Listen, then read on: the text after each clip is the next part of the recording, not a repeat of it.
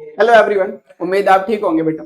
तो पिछले लेक्चर में हमने बात करा था कि संक्रमण तत्वों का इलेक्ट्रॉनिक विन्यास क्या होता है। इलेक्ट्रॉनिक विन्यास की अगर हम बात करें तो हमने 3D सीरीज की बात करी, 4D सीरीज की बात करी, 5D सीरीज के इलेक्ट्रॉनिक विन्यास की बात करी और हमने 6D सीरीज के इलेक्ट्रॉनिक विन्यास की बात करी। हालांकि जो 6D सीरीज थी वो इतनी खास इंपोर्टेंट नहीं थी, लेकिन हमने उसका इलेक्ट्रॉनिक कॉन्फ़िगरेशन फिर भी करा था। आज के लेक्चर की अगर हम बात करें तो आज के लेक्चर में हम बात करने वाले हैं बेटा संक्रमण तत्वों के सामान्य गुण के बारे में। और संक्रमण तत्वों के सामान्य गुण में भी हम किसकी बात करेंगे? धात्विक गुण और जालक संरचना की।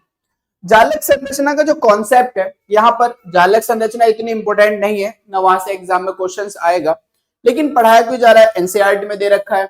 और इस पे भी इंपॉर्टेंट, उससे भी इंपॉर्टेंट बात यह कि यहाँ पर कुछ एक्सेप्शनल केसेस है। एक्सेप्शनल केसेस जैसे एमएन, अगर बात की जाए जो हमारे पास एमएन है बेटा, इसका क्वोथनांक बहुत ही कम होता है, बहुत कम होता है। इसका क्वोथनांक क्या होता है बेटा? बहुत कम होता है, जबकि होना बहुत ज्यादा चाहिए था। क्वोथनांक होना बहुत ज्यादा चाहिए था। इसको हम सीखेंगे क्योंकि हम पढ़ने वाले हैं गलनांक तथा क्वोथनांक के बारे में। और गलनांक और क्वोथनांक में जो एमएन का कॉन्सेप्ट है वो किस पे पता चलेगा बेटा? जालक संरचना के बेसिस पे। तो कुछ कॉन्सेप्ट ऐसे हैं जो 3D के अंदर कुछ प्रॉपर्टीज में वेरिएशन आता है, बदलाव आता है, और वो बदलाव आने का कारण हो सकता है जालक संरचना हो, और भी दूसरे रीजंस हो सकते हैं। लेकिन यहाँ पर हम बात करें अगर एमएन की, कि जो एमएन है उसका क्वोथनांक कम होता है, इसका कारण क्या है? उसकी जालक संरचना है। तो वो जालक संरचना को हम इसलिए पढ़ेंगे ताकि आपको पता चल जाए कि यहाँ पर एमएन का अपवाद होने का कारण क्या है। क्लियर है बात? और हम बात करेंगे बेटा इसके गलनांक और क्वोथनांक की। आज के लेक्चर को समझने के लिए एक कॉन्सेप्ट को समझना बहुत जरूरी है कि जो मेटल होती है उसके अंदर किस तरह के फोर्स पाए जाते हैं, किस तरह का आकर्षण बल पाया जाता है, इसको समझना बहुत जरूरी है बेटा। तो चलिए स्टार्ट करते हैं आज के लेक्चर को और समझते हैं।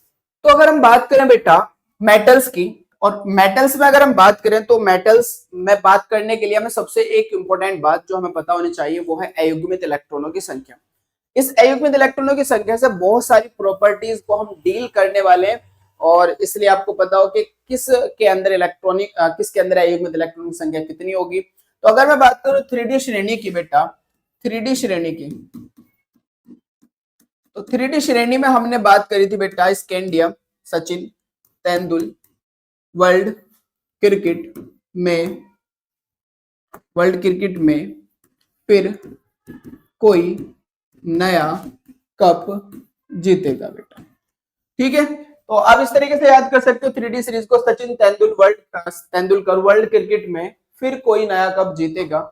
और अगर हम इलेक्ट्रॉनिक कॉन्फ़िगरेशन की बात करें, जो कि मैंने पिछले लेक्चर में पढ़ाया है बेटा, वहां जाकर आप अच्छे से देख सकते हो। और मोस्ट इंपोर्टेंट भी एग्जाम में पूछा भी जाता है कि संक्रमण तत्वों के गुण बताइए जिनमें इलेक्ट्रॉनिक विन्यास 3-4 प्रॉपर्टी वो देता है एग्जाम में। तो ध्यान देखो, स्कैंडियम की अगर मैं बात करूं तो इसका इलेक्ट्रॉनिक कॉन्फ़िगरेशन होता है 4s2 3d1, इसका होगा बेटा 4s2 3d2, इसका होगा 4s2 3d3। अगर क्रोमियम की बात करें तो क्रोमियम एक अपवाद है, होना तो चाहिए था 4s2 3d4, लेकिन 4s का एक इलेक्ट्रॉन जंप कर जाएगा 3d के अंदर, तो 4s में एक बचेगा और 3d5 हो जाएगा अपवाद के कारण। अब ये जंप करने का रीजन क्या है? क्योंकि 4s और 3d की ऊर्जा में अंतर बहुत कम होता है, इसलिए इलेक्ट्रॉन जंप कर सकते हैं। जंप कर क्यों रहा है? एक्स्ट्रा स्टेबिलिटी के लिए। भाई या तो इलेक्ट्रॉनिक कॉन्फ़िगरेशन हाफ फील्ड में स्थायी होगा या फिर फुल फील्ड में स्थायी होगा, तो ये हाफ फील्ड हो जाता है जिसकी वजह से ये एक्स्ट्रा स्टेबिलिटी को प्राप्त कर लेता है, इसलिए यहाँ इलेक्ट्रॉन जंप करेगा। मैग्नीज की बात करें तो 4s2 3d5 होगा बेटा। कॉपर आयरन की बात करें तो 4s2 3d6, cobalt 4s2 3d7, nickel 4s2 3d8, copper 4s1 3d10। तो जो काम हमारा क्रोमियम के साथ हो वही काम हमारा कॉपर के साथ होगा। होना तो चाहिए था 4s2 3d9, लेकिन ये खुद को एक्स्ट्रा स्टेबल करने के लिए एक इलेक्ट्रॉन 4s का जंप कर जाएगा 3d के अंदर, जिस वजह से 3d10 4s1 हो जाएगा। यहाँ पर अगर हम बात करें बेटा तो ये 4s2 3d10 होगा। अगर मैं अयुग्मित इलेक्ट्रॉनों की संख्या की बात करूं तो आप जानते हो, अगर मैं स्कैंडियम की बात कर रहा हूं तो स्कैंडियम के अंदर जो इलेक्ट्रॉनिक कॉन्फ़िगरेशन है बेटा वो 4s2 3d1 है। अब मैं अगर इलेक्ट्रॉन को फिल करूं तो आप जानते हो समान ऊर्जा के कक्षकों में इलेक्ट्रॉन को जो भरा जाता है वो हुंड के नियम के अनुसार भरा जाता है, और हुंड कहते हैं कि समान ऊर्जा के कक्षकों में इलेक्ट्रॉन का आप युग्मन, इलेक्ट्रॉन का जोड़ा तब तक नहीं बना सकते जब तक हर एक कक्षक में एक एक इलेक्ट्रॉन नहीं हो जाता। इसलिए हमने क्या करा, एक इलेक्ट्रॉन था वो यही डाल दिया। 4s में कितने इलेक्ट्रॉन है, 2, तो हमने पहले एक इलेक्ट्रॉन डाला फिर दूसरा भी यही डाला। अब आप जानते हैं तो जोड़ा बन गया 4s के अंदर, तो ये तो युग्मित है, हमें देखने अयुग्मित, तो ये अयुग्मित है, सिंगल इलेक्ट्रॉन अयुग्मित इलेक्ट्रॉन कहलाता है। तो स्कैंडियम के अंदर कितने अयुग्मित इलेक्ट्रॉन है बेटा, एक अयुग्मित इलेक्ट्रॉन है। इसी प्रकार अगर टाइटेनियम की बात करें तो टाइटेनियम में 4s कंप्लीट है, जिस वजह से 4s में तो कोई इलेक्ट्रॉन नहीं होगा, लेकिन डी के अंदर हमारे पास 3d2, जिसकी वजह से 2 इलेक्ट्रॉन मिल जाएंगे। 4s में तो बेटा यहाँ भी 4s, यहाँ भी 4s, ये भी युग्मित हो जाएगा, हमें तो युग्मित देखने, तो 3d2 की वजह से इसमें कितने युग्मित इलेक्ट्रॉन होंगे, 2। अगर वेनेडियम की बात करें बेटा तो वेनेडियम के अंदर भी कितने युग्मित इलेक्ट्रॉन होने वाले हैं बेटा, 1, 2 और 1, 3। अगर क्रोमियम की बात की जाए तो क्रोमियम में 3d5 4s1 होता है बेटा, तो डी में अगर इलेक्ट्रॉन भरोगे 1, 2, 3, 4, 5 और एस में भी 1 है, तो टोटल कितने अयुग्मित इलेक्ट्रॉन जाएंगे, क्रोमियम में 6 अयुग्मित इलेक्ट्रॉन हो जाएंगे, राइट। अगर मैग्नीज की बात करें, Mn की बात करें बेटा, तो Mn में कितने अयुग्मित इलेक्ट्रॉन होंगे, आप देख सकते हो Mn 5 है, 1, 2, 3, 4, 5, 4s कंप्लीट है, 2 होंगे, तो 4s में हमारे पास 4s में कोई भी अयुग्मित इलेक्ट्रॉन नहीं है, जबकि 3d5 में हमारे 5 अयुग्मित इलेक्ट्रॉन, तो टोटल कितने होंगे, 5। अगर आयरन की बात करें बेटा, तो आयरन के अंदर हमारे पास 1, 2, 3, 4, 5 है, 3d6 भाई 4s के अंदर तो फुलफिल्ड है ना बेटा, तो 4s में तो होंगे नहीं, 3d में हो सकते हैं। 3d6 में हमने देखा तो ये युग्मित हो गया, तो हमारे पास अनपेड इलेक्ट्रॉन कितने हैं, 1, 2, 3, 4 अनपेड इलेक्ट्रॉन है, इसलिए 4 युग्मित इलेक्ट्रॉन होंगे Fe के अंदर बेटा। कोबाल्ट अगर देखें हम, तो कोबाल्ट का इलेक्ट्रॉनिक कॉन्फ़िगरेशन अगर देखें तो 4s2 3d7, तो 3d7 में पॉसिबल है, तो 1, 2, 3, 4, 5, 6, 7, क्लियर है। तो आप देख लो ये तो पेयर्ड है, अनपेयर्ड कितने, 3, तो इसलिए इसमें 3 अयुग्मित इलेक्ट्रॉन होंगे। अगर निकिल की बात की जाए बेटा, निकिल की बात की जाए बेटा, तो निकिल के अंदर आप अगर देखोगे तो 3d8 1, 2, 3, 4, 5, 6, 7, 8, आप देखो ये भी युग्मित, ये भी युग्मित, ये भी युग्मित, 2 ऐसे इलेक्ट्रॉन है जो अनपेयर्ड है। अगर कॉपर में बात करें तो कॉपर में हमारा डी में तो 10 है, डी तो फुल फिल्ड है, लेकिन 4s में आप देखोगे 1 इलेक्ट्रॉन, इस वजह से यहाँ पर 1 अयुग्मित इलेक्ट्रॉन हो जाएगा। जिंक में अगर बात करें तो 4s भी कंप्लीट, 3d भी कंप्लीट, मतलब यहाँ पर कोई भी अयुग्मित इलेक्ट्रॉन नहीं होगा। अब ये अयुग्मित इलेक्ट्रॉन से क्या पता चलेगा, बहुत सारी प्रॉपर्टीज डिस्कस होगी। जैसे हम आगे की ओर अगर बात करें तो सबसे इंपॉर्टेंट जो प्रॉपर्टी है उसको ध्यान से देखते हैं कि मेरे पास जो क्रोमियम है इसका इलेक्ट्रॉनिक कॉन्फ़िगरेशन आपने देखा था 3d5 4s1, राइट, 3d5 बेटा 4s1, 1, 2, 3, 4, 5, इसके अंदर भी 1 इलेक्ट्रॉन है, राइट। अगर मान लीजिए मैं दूसरा क्रोमियम उठाऊं, दूसरा क्रोमियम का मॉलिक्यूल उठाऊं, तो सेम होने वाला है बेटा, यहाँ पर सेम होने वाला है, इसके भी 4s में 1 इलेक्ट्रॉन होगा। इसमें भी अगर डी में बात करें तो इसमें भी कितने होंगे बेटा, 5 इलेक्ट्रॉन होंगे, 3d5, राइट। अब मेटल्स क्या होती है, अगर मैं धातु की बात करूं तो धातु क्या होती है बेटा, धातु हम उन्हें कहते हैं जो इलेक्ट्रॉन त्यागती हो। धातु किसे कहते हैं बेटा, जो इलेक्ट्रॉन त्यागती हो, उसे तो धातु कहते हैं। तो अगर मैंने कहा जो संक्रमण धातु होती है इनके 4s में या तो 1 इलेक्ट्रॉन है या 2 इलेक्ट्रॉन है, जिन्हें आसानी से त्याग देती है, क्योंकि आसानी से डोनेट कर देंगे इसलिए धातु होंगे। तो चूंकि मेटल इलेक्ट्रॉन डोनेट कर रहा है, मान लीजिए Cr है, Cr के बाहरी कक्षा में 2 इलेक्ट्रॉन है सपोज दैट, या 1 इलेक्ट्रॉन है, इसने आसानी से 1 इलेक्ट्रॉन त्याग दिया तो Cr पे +1 आ गया। मैं कह रहा हूं ऐसे फॉर्मेलिटी समझने के लिए, जब Cr ने 1 इलेक्ट्रॉन त्यागा तो Cr पे प्लस आ गया, तो यहां इलेक्ट्रॉन रह गया होगा। ऐसे Cr के तो बहुत सारे मॉलिक्यूल्स होंगे, क्योंकि बहुत सारे Cr इलेक्ट्रॉन को त्याग रहे होंगे, तो Cr जो प्लस है वो किसकी ओर अट्रैक्ट होगा, इलेक्ट्रॉन की ओर। तो ऐसे बहुत सारे बेटा Cr इसके अराउंड जमा हो जाएंगे, ऐसे बहुत सारे Cr इसके अराउंड जमा हो जाएंगे, क्योंकि Cr प्लस और इलेक्ट्रॉन माइनस के बीच क्या होने वाला है बेटा, आकर्षण होने वाला है, ये रहा आकर्षण होने वाला है। और इस आकर्षण की वजह से ये मॉलिक्यूल पास पास आएंगे, जिसकी वजह से मेटल मेटल के बीच एक फोर्स ऑफ अट्रैक्शन देखने को मिलता है, और इसी आकर्षण को हम कहते हैं बेटा धात्विक बंध। इसी आकर्षण को हम क्या कहते हैं बेटा, धात्विक बंध, मेटेलिक बॉन्ड, मेटेलिक बॉन्ड। इसी को हम क्या कहने वाले हैं बेटा, मेटेलिक बॉन्ड। किस किस के बीच मेटेलिक बॉन्ड बनता है, मेटल्स और इलेक्ट्रॉन के बीच। मेटल्स और इलेक्ट्रॉन के बीच जो फोर्स काम करेगा उसी को हम बोलते हैं मेटेलिक बॉन्ड। भाई मान लीजिए कोई वायर है, अब उस धातु के अंदर करंट का फ्लो हो रहा है, कॉपर है, कॉपर के अंदर इलेक्ट्रॉन धारा का प्रवाह हो रहा है, और धारा का प्रवाह तो मुक्त इलेक्ट्रॉनों का कारण होता है।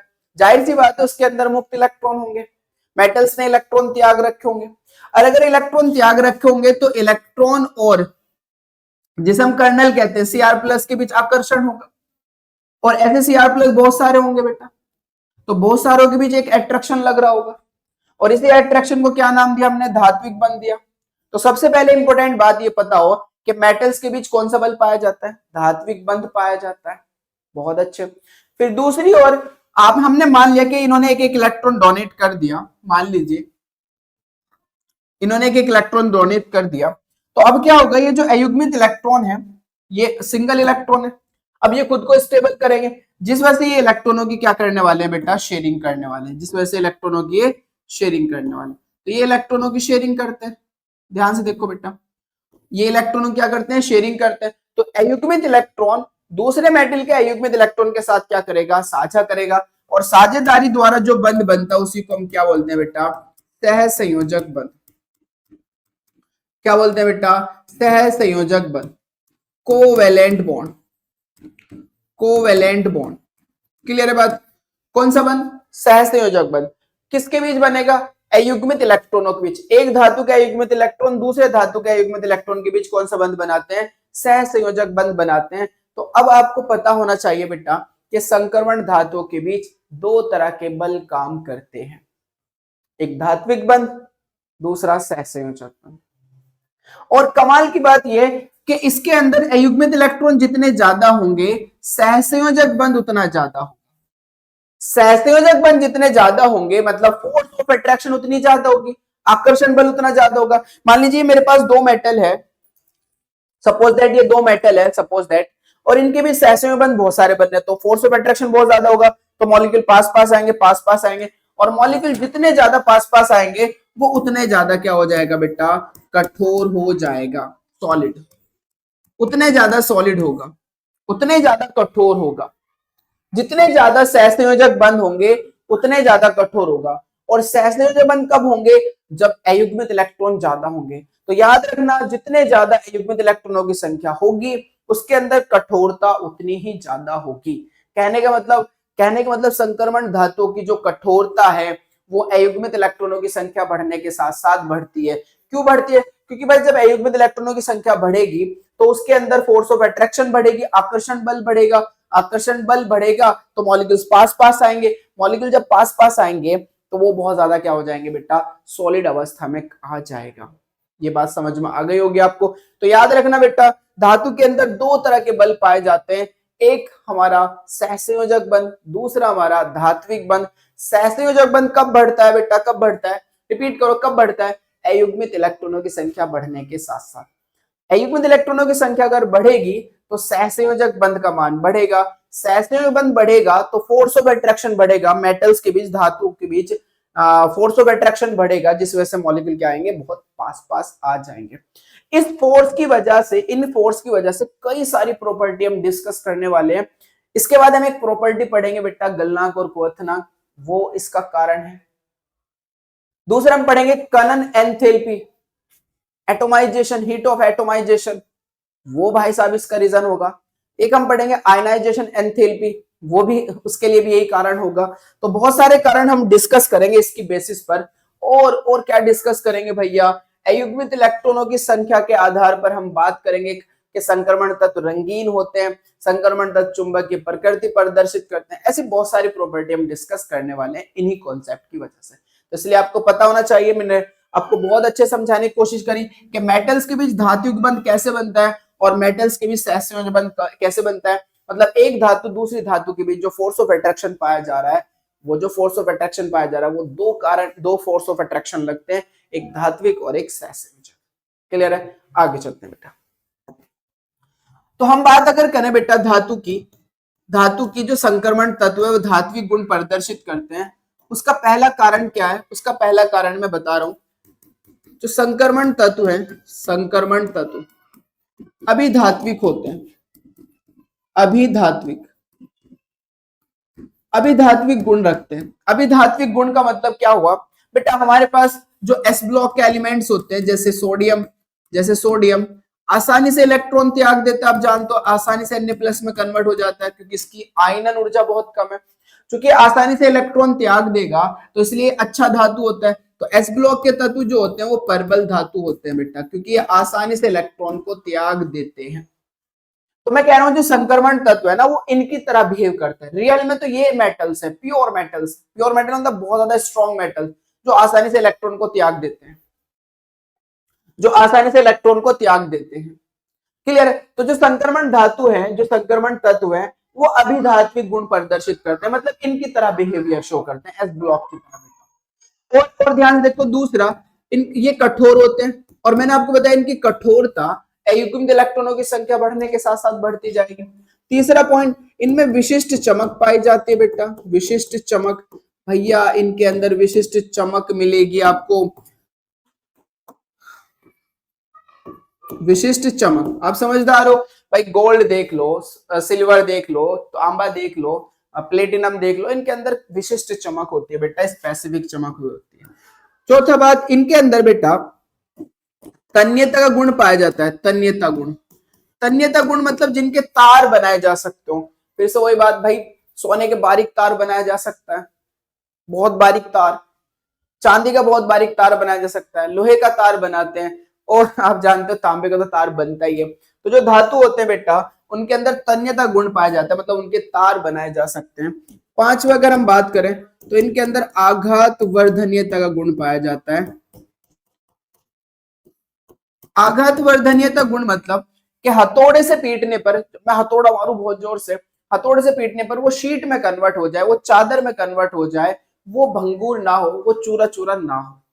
जैसे आप मान लीजिए लोहे पे हथौड़ा मारो, इधर पत्थर पे हथौड़ा मारो तो पत्थर चूर चूर हो जाएगा, जबकि लोहा चूर चूर नहीं होगा, उसकी शीट बन जाएगी, वो फैल जाएगा। तो ये जो फैलना है यही हमारा धातु का एक नेचर है, जिसे हम क्या बोलते हैं? आघात वर्धनीयता गुण। तो धातु के अंदर बेटा क्या पाया जाता है? आघात वर्धनीयता गुण पाया जाता है। छठा अगर हम बात करें बेटा, छठा उसके अंदर हमें क्या मिलेगा? उष्मा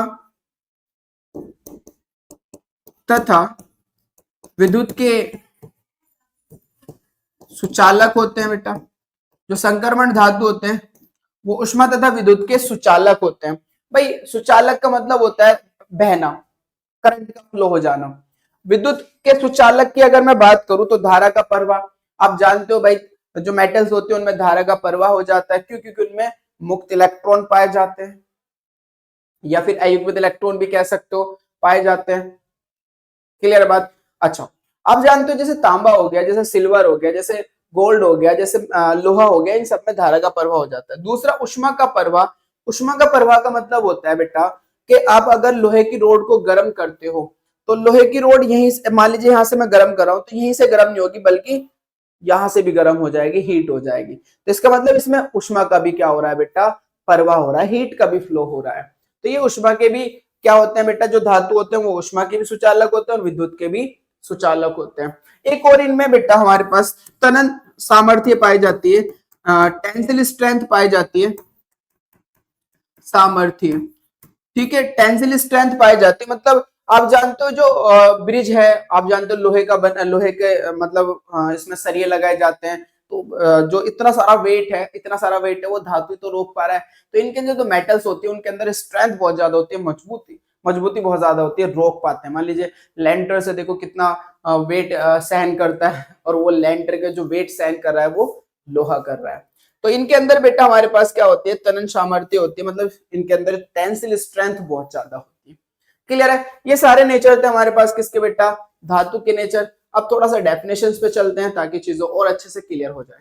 तो हम बात कर रहे थे बेटा संक्रमण तत्वों के सामान्य गुण में सबसे पहला पॉइंट हम बात करें धात्विक गुण की, मेटेलिक कैरेक्टर की, तो ध्यान से सुनना बेटा, लगभग सभी संक्रमण तत्व अभिधात्विक गुण, अभिधात्विक गुण का मतलब मैंने बताया जो धातु की तरह बिहेव करते हो, जैसे एस ब्लॉक के तत्व धातु होते हैं ना, उनकी तरह बिहेव करते हो, जैसे उच्च तनन सामर्थ्य, टेंसिल स्ट्रेंथ, मैंने अभी बताया आपको इसके बारे में भी, तन्यता, तार बनाए जा सकते हो, आघात वर्धनीयता, हथौड़े से पीटने पर वो फैल जाता हो, चादर में कन्वर्ट हो जाता हो, उच्च तापीयता, इनकी जो टेम्परेचर वो बहुत ज्यादा होती है, मतलब इनके अंदर टेम्परेचर को सहन करने की क्षमता बहुत ज्यादा होती है, देखते भी हो कि ज्यादातर हम चीजों को जो है ना वो इन्हीं के अंदर गर्म करते हैं, तथा विद्युत चालकता, इनमें धारा का प्रभाव हो जाता है, एवं धात्विक चमक दर्शाते हैं, इनके अंदर बेटा मेटेलिक चमक होती है। इन तत्वों के गलनांक व क्वथनांक, इनके गलनांक व क्वथनांक एस व पी ब्लॉक तत्वों से अधिक होते हैं। इनमें हमने ये पॉइंट डाल दिया कि इनके गलनांक और क्वथनांक क्या होते हैं, एस ब्लॉक और पी ब्लॉक के तत्वों से अधिक होते हैं। भाई एस ब्लॉक के अंदर केवल धात्विक बंध पाया जाता है, जबकि पी ब्लॉक के अंदर सहसंयोजक बंध पाया जाता है, और अगर डी ब्लॉक की बात करें तो इनमें दोनों तरह के फोर्स पाए जाते हैं, धात्विक भी और सहसंयोजक भी, जिस वजह से इनके जो गलनांक होते हैं वो बहुत ज्यादा हो जाते हैं, एस से भी और पी से भी। इसका कारण क्या, ध्यान से सुनो, क्योंकि अपूर्ण डीप कोशों में, जो अपूर्ण है वो डीप कोशों की उपस्थिति के कारण इनके बीच धात्विक व सहसंयोजक आबंध कार्य करते हैं, जिससे परमाणु अधिक दृढ़ता से बंधे होते हैं, जो परमाणु है वो बहुत ज्यादा स्ट्रांगली जुड़ जाते हैं, मजबूती के साथ जुड़ जाते हैं। सहसंयोजक बंधों के कारण यह धातु कठोर, सहसंयोजक बंधों के कारण धातु क्या होते हैं, कठोर हो जाती है। लेकिन इसमें Hg क्या है, हमारा अपवाद है। Hg अपवाद होने का रीजन भी आपको पता होना चाहिए कि Hg के अंदर बेटा डी कंप्लीट होती है, Hg के अंदर बेटा हमारे पास जो डी है वो कंप्लीट होती है, 5d10 होता है, और कंप्लीट अगर है तो इसके अंदर बेटा एक भी अयुग्मित इलेक्ट्रॉन नहीं है, जिस कारण यहाँ पर फोर्स ऑफ अट्रैक्शन कम होगा, और ये किस अवस्था में पाया जाएगा, द्रव अवस्था में पाया जाएगा। दूसरा इसका रीजन होता है, मैंने बताया था जटिल संरचना या जालक संरचना। इसकी जो संरचना होती है वो जालक संरचना, वो एक्स होती है। एक्स का मतलब एक विशिष्ट प्रकार की ही इनके अंदर संरचना पाई जाती है, जो धात्विक संरचना होती है, यानी कि इन्हीं के अंदर वो संरचना पाई जाएगी और किसी के अंदर वो नहीं पाई जाती। स्पेसिफिक धात्विक संरचना होती है, स्पेसिफिक धात्विक संरचना होती है जो इसी के अंदर पाई जाती है।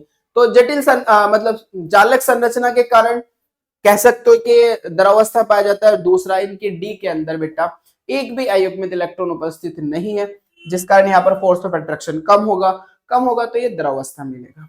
क्लियर है। तथा इनकी कठोरता, इनकी जो कठोरता है वो अयुग्मित इलेक्ट्रॉनों की संख्या बढ़ने के साथ साथ बढ़ती है। इनमें Mn एक अपवाद है। फिर ध्यान रखना बेटे, जो ब्लैक पेन से बता रहा हूं ना अपवाद कौन कौन से, मैग्नीज एक अपवाद है, इन्हीं अपवाद पे क्वेश्चंस बन जाते हैं। मैग्नीज अपवाद होने का रीजन भी सेम है जो हमारा Hg का रीजन है, लेकिन Hg का रीजन थोड़ा डिफरेंट है। मैग्नीज की अगर मैं बात करूं तो सिंपल और सिंपल एक ही बात याद रखनी है आपको कि भाई मैग्नीज के अंदर एक स्पेसिफिक विशिष्ट जालक संरचना पाई जाती है। मैग्नीज के अंदर बेटा एक स्पेसिफिक यानी कि विशिष्ट धात्विक संरचना पाई जाती है। उस धात्विक संरचना के कारण ही ये हमारा क्या होता है, अपवाद होता है, मतलब इसके गलनांक और क्वथनांक कम होते हैं या ये द्रवावस्था में पाया जाता है। क्लियर है बात, आगे चलते हैं बेटा। अब अगर हम बात करें जालक संरचना की लैटिस स्ट्रक्चर की, तो ध्यान सुनना बेटा, Zn Cd Hg तथा Mn जैसे अपवादों को छोड़कर सामान्य तत्वों पर इनकी एक या अधिक प्रारूपिक संरचनाएं होती है। संक्रमण धातुओं की विभिन्न जालक संरचनाओं को निम्न सारणी में दर्शाया गया है। ये सारे हमारे अपवाद हैं। इनका अपवाद होने का रीजन समझ में आता है।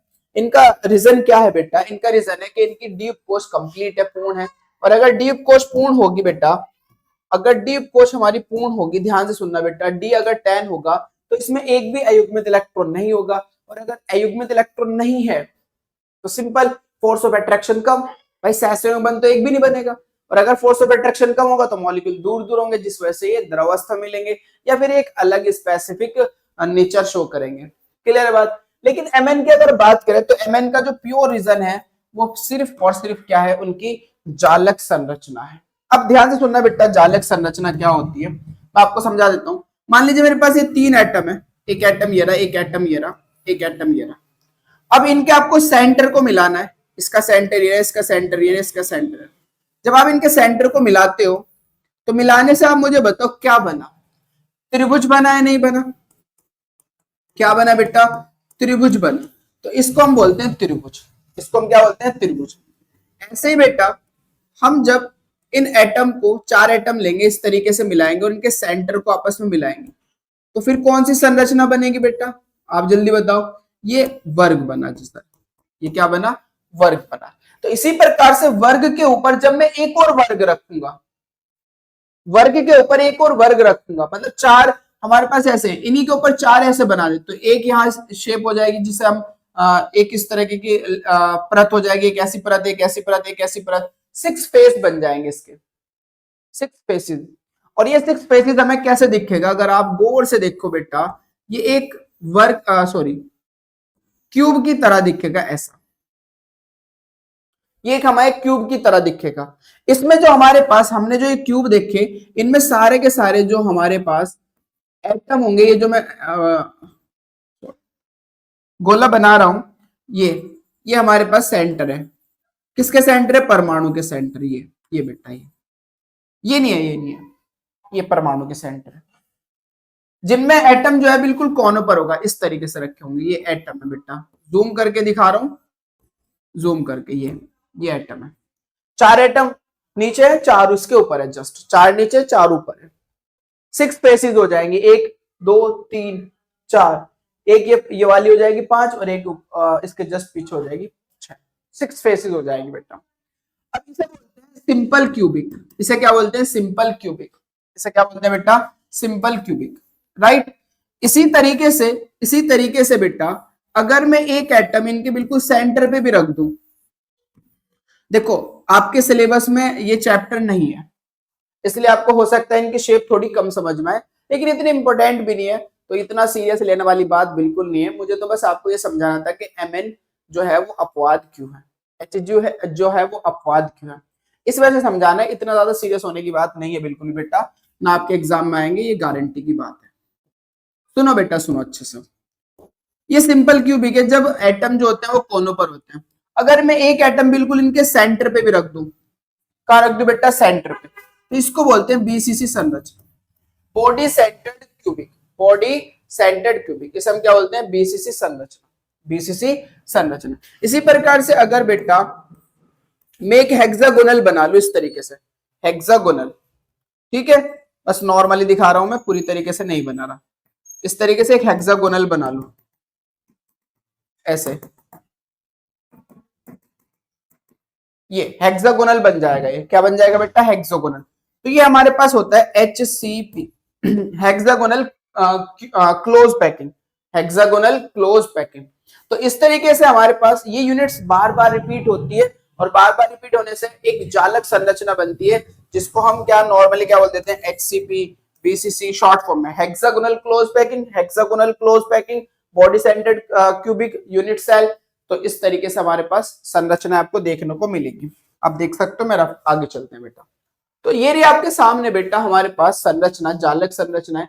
हम यहाँ पर बात करें तत्व की, यहाँ देख सकते हो scandium, titanium, vanadium, chromium, manganese, iron, cobalt, nickel, copper, zinc. इनकी अगर संरचना की बात करूं तो कैसे याद करोगे बेटा, ध्यान से सुनना, बस कैसे याद करोगे, याद करने की तो जरूरत ही नहीं है, बस आपको मैं बता रहा हूं। नॉर्मली इन दो के अंदर दो दो का सेट बना लो, और दो दो का सेट बनाने के बाद इनका दो दो का सेट बना लो बेटा, राइट, और इनका 3 का सेट बना लो। अब इसके अंदर आपको पता होना चाहिए, 2 स्ट्रक्चर मिलेगी आपको, मैं ये भी लिख रहा हूं 2 स्ट्रक्चर, एक तो HCP और एक BCC, एक HCP और एक BCC। मैंने दिखा दिया HCP क्या है, षटकोणीय निविड़ संकुलन, हेक्सागोनल क्लोज पैकिंग, और BCC क्या है बेटा, काय केंद्रित घनीय संरचना, यानी कि body centred cubic, body centred cubic. Clear है। अब अगर इनकी बात करूं तो इनमें बस आपको ज्यादातर मिलेगी BCC structure, BCC body centred cubic. इनकी अगर बात करें तो इनमें हमारे पास HCP भी मिलेगी, HCP। इनकी अगर बात करें तो इन सभी के अंदर CCP मिलेगी, CCP, और यहां पर आपको दिखेगा X भी मिलेगी और HCP भी मिलेगी बेटा, X भी मिलेगी और HCP मिलेगी। कुछ स्पेसिफिक भी है, जैसे आप देख सकते हो बेटा, इसके अंदर HCP भी है और BCC भी है, HCP भी है, BCC भी है, HCP भी है, BCC भी है, राइट। इनमें भी HCP BCC HCP BCC HCP BCC same है दोनों में। यहाँ पर अगर हम बात करें तो BCC BCC BCC BCC BCC BCC दोनों में BCC है। यहाँ पर अगर हम बात करें तो मैग्नीज में X मिलता है। X क्या है बेटा, X क्या है, मैंने आपको दिखाया विशिष्ट धात्विक संरचना, उसी के अंदर बनती है जो और किसी के अंदर नहीं बनती। समझ लो, जैसे आप नियोबियम और मॉलिब्डेनम में देखो, इसमें BCC इसमें BCC, स्पेसिफिक नहीं है कुछ, इसके अंदर अपनी ही एक स्ट्रक्चर होती है जिसे हम बोलते हैं विशिष्ट धात्विक संरचना। विशिष्ट धात्विक संरचना, इसी संरचना के कारण चूंकि ये जो संरचना है ना, ये जो पैकिंग है वो थोड़ी सी वीक होती है, क्योंकि पैकिंग जितनी ज्यादा स्ट्रांग होगी बॉन्ड को तोड़ने के लिए उतना ज्यादा ताप चाहिएगा। इस बात को समझ लो बेटा। मान लीजिए दो मॉलिक्यूल्स अच्छे से पैक हो गए, मजबूती से पैक हो गए, तो उनको तोड़ने के लिए ताप भी ज्यादा चाहिए, लेकिन अगर उनकी पैकिंग अच्छी नहीं है तो तोड़ने के लिए कम ताप चाहिएगा, आसानी से टूट जाएंगे अगर पैकिंग अच्छी नहीं है। वही बात है बेटा, इसकी जो पैकिंग है वो इतनी ज्यादा स्ट्रांग नहीं होती, इतनी मजबूत नहीं होती, अपनी ही एक पैकिंग है जो ज्यादा स्ट्रांग नहीं है, इस वजह से तोड़ने के लिए कम ताप चाहिए होता है। खैर आगे चलते हैं बेटा, इस वजह से ये अपवाद है। बाकी आप देखोगे BCC, इसमें भी BCC सॉरी, इसमें BCC भी है, इसमें BCC है, इसमें भी HCP है, इसमें भी HCP HCP HCP HCP। भाई मैग्नीज तो मैंने बताया ना Mn तो अपवाद है, उसे तो भूल जाओ। कोबाल्ट में अगर बात करें, निकिल और कॉपर में, तीनों में, तो इनमें CCP CCP, CC मतलब क्लोज्ड, CC क्या है, cubic close packing, cubic close packing, CCP घनीय निबिड़ संकुलन, क्यूबिक क्लोज पैकिंग, राइट। अच्छा CCP, यहाँ भी CCP, यहाँ भी देखोगे CCP CCP CCP CCP, इसमें भी CCP CCP CCP, राइट, सब में CCP। इनमें अगर बात करें तो इनके जो डी है वो कंप्लीट होती है, डी क्या होती है बेटा, कंप्लीट होती है। इस डी कंप्लीट की वजह से D10 में पाया जाता है, जिस वजह से इनके अंदर कुछ स्पेसिफिक हमारे पास क्या होगी, पैकिंग होगी। इसमें X, इसमें भी X, इसमें भी X, और X के साथ हमारे पास HCP HCP HCP वो भी होगी बेटा। क्लियर है बात? तो ये आपको पता होना चाहिए स्ट्रक्चर। बाकी इतना सीरियस होने वाली बात नहीं है, ना आपके एग्जाम में पूछी जाएगी ना पूछी गई है, इतना सीरियस होने की बात बिल्कुल भी नहीं है। बस मुझे समझाना ये था कि जो Mn है उसकी जालक संरचना में एक विशिष्ट धात्विक संरचना पाई जाती है, जिसकी वजह से वो अलग बिहेवियर शो करता है। जैसे यहाँ पर ये सारे के सारे क्या करेंगे, इस ग्रुप के एलिमेंट्स अलग बिहेवियर शो करेंगे बाकी एलिमेंट से बेटा। क्लियर है? आगे चलते हैं।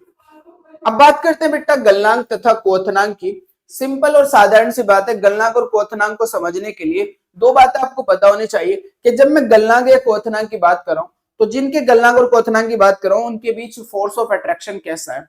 आप जानते हो बेटा, अभी मैंने आपको बताया है कि जो हमारे पास संक्रमण धातु होती है उनके बीच दो तरह के बल पाए जाते हैं, एक धात्विक बल और एक सहसंयोजक बल।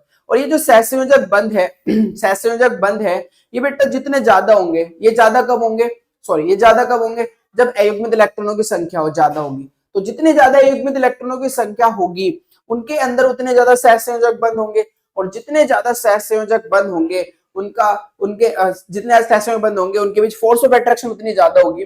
इसी फोर्स ऑफ अट्रैक्शन को तोड़ने के लिए ताप भी उतना ही ज्यादा देना पड़ेगा, जिस कारण इनके गलनांक व क्वोथनांक क्या हो जाएंगे बेटा, कुछ हो जाएंगे।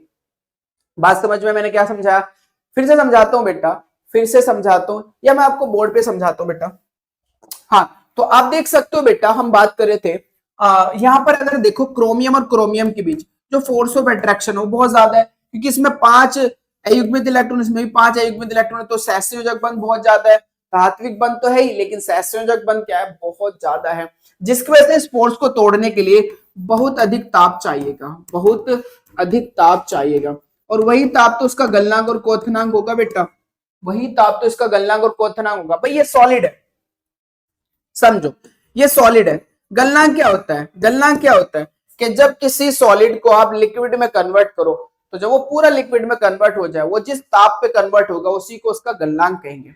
अब जब वो द्रव में कन्वर्ट हो रहा है तो मॉलिक्यूल दूर दूर जा रहे होंगे ना, क्योंकि सॉलिड में मॉलिक्यूल बहुत पास पास होते हैं, द्रव में मॉलिक्यूल दूर दूर होते हैं। और जब क्वोथनांक की बात करते हैं बेटा, जब हम क्वोथनांक की बात करते हैं तो जो द्रव है वो जब सारा का सारा गैस में कन्वर्ट हो जाए, तो जिस पॉइंट पर वो गैस में कन्वर्ट होगा वो उसका क्वोथनांक कहलाएगा, वो उसका क्वोथनांक कहलाएगा। तो इसका मतलब गैस में मॉलिक्यूल तो बहुत दूर दूर होंगे। तो कहने का मतलब यह क्या है कि इन धातुओं के बीच के फोर्स को तोड़ना है, तभी तो मॉलिक्यूल दूर दूर जाएंगे। अब इनके बीच फोर्स ऑफ अट्रैक्शन तो बहुत ज्यादा है।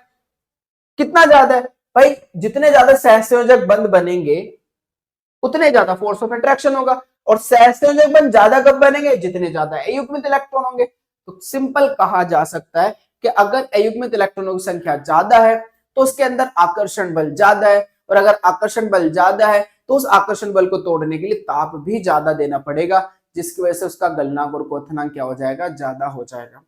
तो अगर अयुग्मित इलेक्ट्रॉनों की संख्या बढ़ेगी, अगर अयुग्मित इलेक्ट्रॉनों की संख्या बढ़ेगी तो उनका गलनांक और क्वथनांक का मान बढ़ेगा। अयुग्मित इलेक्ट्रॉनों की संख्या घटेगी तो उसका गलनांक और क्वथनांक का मान घटेगा। तो आप देख सकते हो बेटा, देखना यह है अगर मैं बात करूं यहां पर, देखना यह है कि अगर बात की जाए यहां पर, ध्यान से सुनना बेटा, यहां पर देखो अयुग्मित इलेक्ट्रॉनों की संख्या बढ़ रही है, 1 से 2, 2 से 3, 3 से 6 पे गए बेटा, बढ़ रही है बेटा। और अगर अयुग्मित इलेक्ट्रॉनों की संख्या बढ़ेगी तो बताओ गलनांक और क्वथनांक का मान बढ़ेगा या नहीं बढ़ेगा? फिर देखोगे आप घटने लगी, 4 से 3, 3 से 2 घटने लगी, तो इनके गलनांक और क्वथनांक का मान भी घटने लगेगा। यानी कि जब मैं इनका ग्राफ प्लॉट करूंगा तो पहले इनका गलनांक और क्वथनांक का मान बढ़ेगा, फिर वापस क्या होने वाला है बेटा? घटने वाला है। लेकिन यहाँ घटना जो चाहिए वो धीरे धीरे घटना चाहिए, एकदम से नहीं घटना चाहिए। जबकि यहां पर आपको देखने मिलेगा कर्व इस तरीके से एकदम से डिक्रीज करेगा, एकदम से डिक्रीज करेगा। वो डिक्रीज करने का रीजन क्या है? यहां पर मैग्नीज Mn का एकदम से डिक्रीज करेगा, जबकि आप देख सकते हो इसमें अयुग्मित इलेक्ट्रॉनों की संख्या ज्यादा अयुग्मित इलेक्ट्रॉनों की संख्या होने के बावजूद भी इसका जो क्वथनांक है वो बहुत कम आएगा, इसका जो क्वथनांक है वो बहुत कम आएगा। इसका रीजन क्या है? वही जालक संरचना। जालक संरचना मतलब इसकी जो पैकिंग है बेटा, इसकी जो पैकिंग है वो स्पेसिफिक नहीं है, सॉरी इसकी जो पैकिंग है वो स्ट्रांग नहीं है, पैकिंग अच्छी नहीं है, तो इसलिए इसके बीच की जो फोर्स ऑफ अट्रैक्शन है वो बहुत वीक है। वीक है तो तोड़ने के लिए कम ताप चाहिएगा।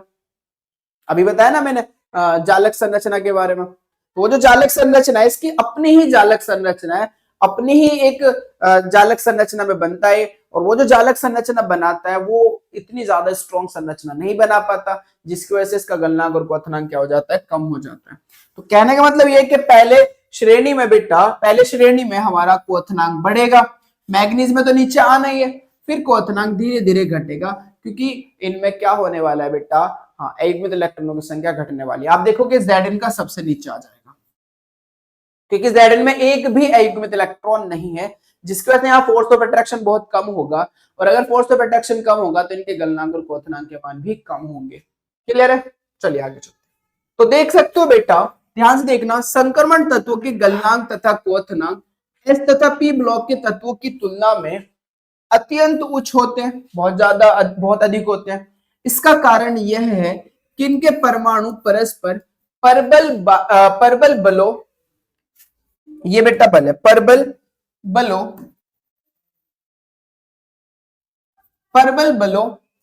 के द्वारा परबल बलों के द्वारा जुड़े रहते हैं, परबल बलों के द्वारा जुड़े रहते हैं। ये परबल बल अयुग्मित डी इलेक्ट्रॉनों द्वारा इनके परमाणुओं के बीच सहसंयोजक बंध बनने के कारण होते हैं। बात एक्सप्लेन कर दी मैंने। अतः इनके गलनांक व क्वथनांक अयुग्मित डी इलेक्ट्रॉन बढ़ने के साथ बढ़ते हैं। और अगर बात की जाए बेटा संक्रमण तत्व में सबसे ज्यादा जो हमारा गलनांक होता है वो टंगस्टन W का होता है। सबसे कितना होता है बेटा? 3422 डिग्री सेल्सियस होता है। तो सबसे पहला पॉइंट आपका ये आ गया कि सबसे ज्यादा गलनांक किस धातु का होता है। नोट कर लेना, कहीं पर नोट कर लेना, अलग से नोट में डाल के। सबसे अधिक जितने भी मेटल्स हैं, संक्रमण धातु हैं, उन सभी संक्रमण धातुओं में सबसे अधिक गलनांक कौन सी धातु का होता है बेटा? तो टंगस्टन का होता है। कितना होता है? 3422 डिग्री सेल्सियस। इतना टेम्परेचर ये सहन कर सकता है। क्लियर है बात? बहुत अच्छा। अब आगे चलते हैं। ये questions very most important exam में आता है कि भाई मैग्नीज जो है उसका क्वथनांक कम होता है, कारण बताओ क्यों? जबकि उसमें तो अयुग्मित इलेक्ट्रॉनों की संख्या भी बहुत ज्यादा है, फिर भी उसका गलनांक और क्वथनांक कम है, कारण। तो ध्यान सुनना, Mn और Tc में जो टेक्नीशियम होता है, क्योंकि इसमें भी 5 इलेक्ट्रॉन, इसमें भी 5 इलेक्ट्रॉन, अयुग्मित इलेक्ट्रॉन। अयुग्मित इलेक्ट्रॉनों की जो उपस्थिति के बाद, अयुग्मित इलेक्ट्रॉनों की उपस्थिति के बाद भी अनपेक्षित, एक्सपेक्टेशन से अलग निम्न गलनांक व क्वथनांक इनकी संकुल संरचना के कारण होता है। किसके कारण बेटा? संकुल संरचना, यानी कि जालक संरचना के कारण। इस रीजन में ध्यान रखना और इसको ब्लैक पेन से ही लिखना है जब आंसर लिखोगे। मेन ये है बेटा, संकुल संरचना के कारण होता है। यह धात्विक तथा सहसंयोजक आबंध बनाने में असमर्थ होते हैं, मतलब इनके बीच ना तो मेटेलिक फोर्स बन पाता है और ना ही हमारे पास कोवेलेंट फोर्स बन पाता है, बनाने में असमर्थ होंगे बेटा। तो याद रखना, मैग्नीज और टीसी में 5 अयुग्मित इलेक्ट्रॉनों की उपस्थिति के बाद भी ये अनपेक्षित निम्न क्वथनांक, गलनांक व क्वथनांक इनकी जो है संकुल संरचना के कारण होता है। यह धात्विक और सहसंयोजक आबंध बनाने में क्या होते हैं बेटा? असमर्थ होते हैं। ये क्वेश्चन आ जाता है कि मैग्नीज का जो गलनांक और क्वथनांक है वो कम होता है, क्यों? जबकि इसमें अयुग्मित इलेक्ट्रॉनों की संख्या 5 है, फिर भी कम। बात समझ में आ गई? आगे चलते हैं। तो बेटा आपने वो देख लिया होगा मैग्नीज के अंदर उसका गलनांक और क्वथनांक कम क्यों होता है। अब बात करते हैं ZnCd तथा Hg। इनके तो हमारे पास द्विकोषपूर्ण होते हैं, इनमें अयुग्मित इलेक्ट्रॉन पाए नहीं जाते, जिस कारण इनका भी गलनांक और क्वथनांक क्या होगा? कम होगा। में अयुग्मित इलेक्ट्रॉनों की अनुपस्थिति के कारण इनमें सहसंयोजक तथा धात्विक आबंध दुर्बल होते हैं। धात्विक आबंध क्या होते हैं बेटा? दुर्बल होते हैं, जिसके कारण इनके गलनांक तथा क्वथनांक निम्न होते हैं। तो ZnCd Hg इनके जो गलनांक और क्वथनांक है वो निम्न होंगे। क्यों होंगे? क्योंकि इनमें अयुग्मित इलेक्ट्रॉन की उपस्थिति नहीं होती, जिस कारण इनमें सहसंयोजक और धात्विक बंध जो होते हैं वो दुर्बल होते हैं। यहाँ पर अगर हम ब्लैक पैक की बात करें तो ये हमारे पास 3D श्रेणी है, ग्राफ को देख रहे हैं। अब हम रेड की अगर बात करें तो ये 4D श्रेणी है, और अगर बेटा हमारे पास 6 की बात करें तो ये 5D श्रेणी है। मैंने कहा था 6D इनकम्प्लीट है, इसलिए उनकी प्रॉपर्टी डिस्कस नहीं करते। अब यहां पर अगर हम बात करें, यहां पर स्कैंडियम से बात कर रहे हैं, यहां पर देख सकते हो बेटा ये स्कैंडियम, यहां से स्कैंडियम पे बात की जा रही है, स्कैंडियम पे, और यहीं पर हमारा यट्रियम भी है, 4D सीरीज का भी, रेड वाला भी यहीं पर। तो हम ब्लैक वाले पे बात करते हैं, पहले ब्लैक वाले पे ध्यान सुनना। स्कैंडियम से जैसे जैसे अयुग्मित इलेक्ट्रॉन बढ़ते गए, यहां पर हमारा क्या बेटा? परमाणु क्रमांक। तो जैसे जैसे परमाणु क्रमांक बढ़ेगा तो स्टार्टिंग में बेटा क्वथनांक का मान भी बढ़ेगा। परमाणु क्रमांक बढ़ रहा है तो क्वथनांक भी बढ़ता है। ये मेल्टिंग पॉइंट है, ये क्या बेटा? हमारा मेल्टिंग पॉइंट बढ़ता जा रहा है, बढ़ता जा रहा है, ऐसे बढ़ता जा रहा है। टाइटेनियम से वैनेडियम, वैनेडियम से क्रोमियम, बढ़ता जा रहा है। क्रोमियम में सबसे ज्यादा युग्मित इलेक्ट्रॉन है। क्रोमियम के बाद जब Mn आया तो सीधा डाउन चला गया बेटा, एकदम नीचे को आ गया। नीचे को आने का रीजन आपको पता ही है, इसकी जो संरचना है वो क्या है? जालक संरचना स्पेसिफिक है, अलग है इसकी अपनी जालक संरचना, जिसकी वजह से इसका जो गलनांक और क्वथनांक वो निम्न होता है। फिर क्या होगा बेटा? फिर से आपने देखा कि हमारा परमाणु क्रमांक बढ़ रहा है तो गलनांक थोड़ा सा बढ़ा इससे, यानी कि इसके कंपैरिजन में कम है, क्योंकि इसमें युग्मित इलेक्ट्रॉन 6 है और इसमें युग्मित इलेक्ट्रॉन बेटा कितने हैं? 4 है। तो देखो कम है, कम है ना। फिर आपने देखा बेटा, फिर आपने देखा जो हमारा कोबाल्ट है वो थोड़ा सा और घट गया, फिर निकिल में थोड़ा सा और घट गया। क्लियर है बात? आप देखोगे बेटा कॉपर में और घट गया और सीधा एकदम से जिंक में नीचे आ जाएगा, क्योंकि उसमें एक भी इलेक्ट्रॉन नहीं है। इसी प्रकार से हमारे पास ये वाली श्रेणी होगी, ये वाली श्रेणी होगी। इसी प्रकार से आप देख सकते हो मॉलिब्डेनम तक हमारा बढ़ेगा, फिर एकदम टीसिस पे नीचे जाएगा। नीचे जाने का रीजन आपको पता है, इसकी जालक संरचना है। फिर थोड़ा सा हमारे पास देखोगे इससे कम मिलेगा आपको, फिर नीचे को डाउन जाएगा और सीधा हमारा कहाँ जाएगा? Hg पे आ जाएगा। अगर हम बात करें बेटा कहां से हम बात करें बेटा? लेंथेनम से, यहां से लेंथेनम से, और यहां से हम आगे की ओर बढ़ रहे हैं तो हाफनियम, टेंटोलम, टंगस्टन। टंगस्टन का सबसे ज्यादा देखो, सबसे ज्यादा टंगस्टन का ऊपर बैठा हुआ है पीक पे। फिर आप जाओगे रीनियम का कम हो जाएगा, ऑस्मियम का और कम, इरिडियम का नीचे को आ रहा है, प्लेटिनम का और नीचे का है, गोल्ड का और नीचे का, सीधा Hg का नीचे आ जाएगा, क्योंकि Hg तो लिक्विड है, उसमें तो फोर्स ऑफ अट्रैक्शन आपको पता चली गया होगा, कम है। तो इस तरीके से आप इस ग्राफ को भी समझ सकते हो। जो कॉन्सेप्ट मैंने आपको सिखाया, जो रीजन आपको बताया, उसके बेसिस पे बहुत आसानी से आप चीजों को समझ सकते हो। आई होप कि आपको बेटा सारी बातें अच्छे से क्लियर हुई होगी। आज का लेक्चर बहुत इंपॉर्टेंट था, क्योंकि बहुत सारी प्रॉपर्टी जो आगे हम डिस्कस करने वाले हैं इसकी, वो इसी रीजन पर बेस्ड होगी। इसलिए बेटा पढ़ते रहिए, पढ़ते रहिए बेटा, मेहनत करते रहिए। Thank you so much.